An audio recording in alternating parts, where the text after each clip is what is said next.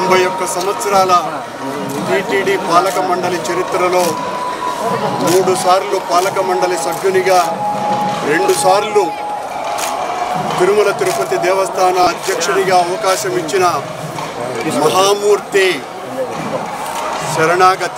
శరణాగతి తండ్రి గత కొద్ది రోజులుగా నా మనస్సు కలత చెందుతోంది. నిప్పుల కొలిమిలో నిలబడినట్టుగా ఉంది. సర్వ జగత్రక్షకుడైన ఈ క్షేత్రంలో క్షుద్ర రాజకీయ మాటలు మాట్లాడటం నిషిద్ధం, అపచారం. అంతటి పవిత్ర పుణ్యక్షేత్రమైనటువంటి నీ ఆలయంలో దేవదేవ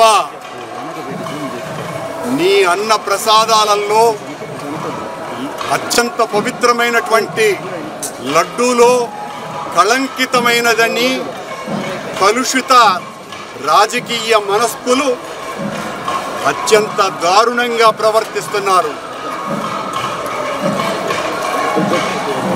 వద్దంటే ఆగేది ఉండదు. నేను కానీ తప్పు చేసి ఉంటే నేను నా కుటుంబము సర్వనాశనమైపోవాలని నేటిలో నేను ఏ రకమైనటువంటి తప్పులు జరిగి ఉన్నా సర్వనాశనమైపోవాలని ఆ దేవదేవుడిని ప్రార్థిస్తున్నా.